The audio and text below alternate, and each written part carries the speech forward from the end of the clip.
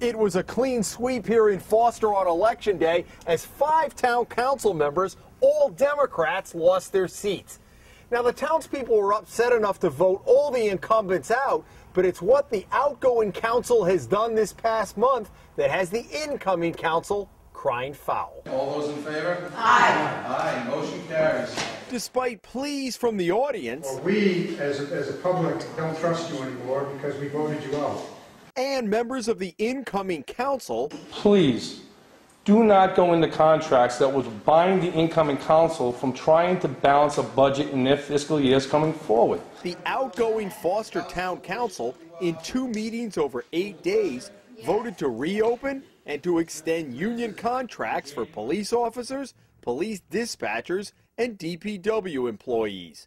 And that drew a sharp response from those who attended the November 10th meeting, barely a week after every incumbent was defeated. What's the necessity that the Democratic Council feels the necessity to settle contract with Democratic unions in a state that's fallen apart, in a town that's fallen apart?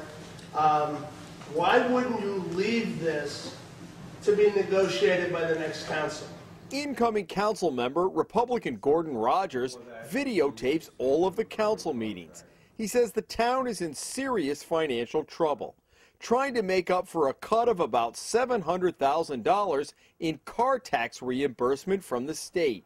Less than a week after last month's election, he spotted something unusual on the council's agenda. This is one of the first times I ever saw literally every single town contract, every union contract in town, up on one agenda after all 5 members of the council had been voted out and sitting as lame duck.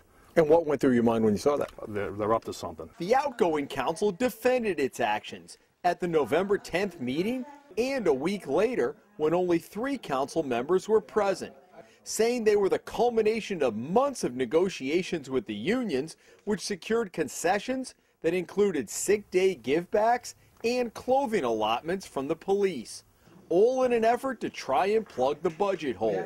What Rogers takes issue with, the contracts have been extended beyond the 2-year term of the incoming council, giving it no control going forward over the vast majority of the town budget.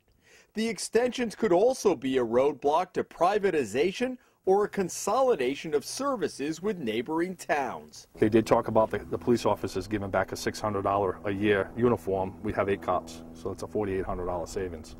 But a question was asked about the medical buybacks, which could have been on the table. Each one of those in itself is $4,800 times 8, you know, almost. So you're talking substantial money there, but those have not been bargained for.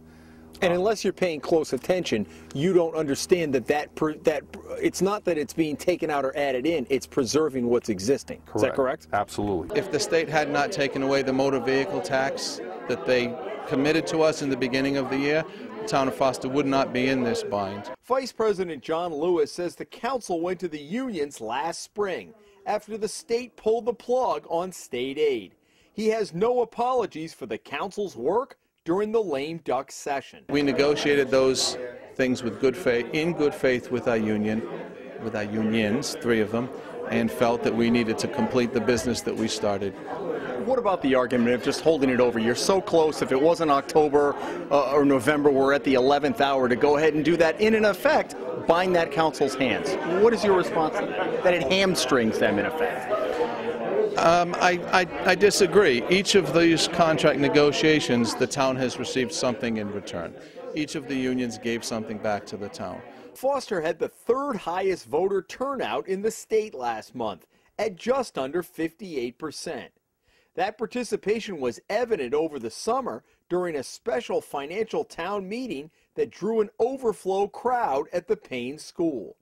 And word traveled quickly when last month's agendas were posted online, resulting in a packed room.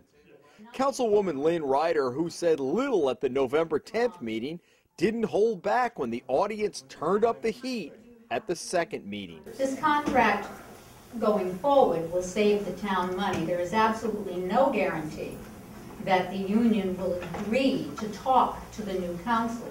So better you get what you can get now. Why not? Yes. Oh, let me count.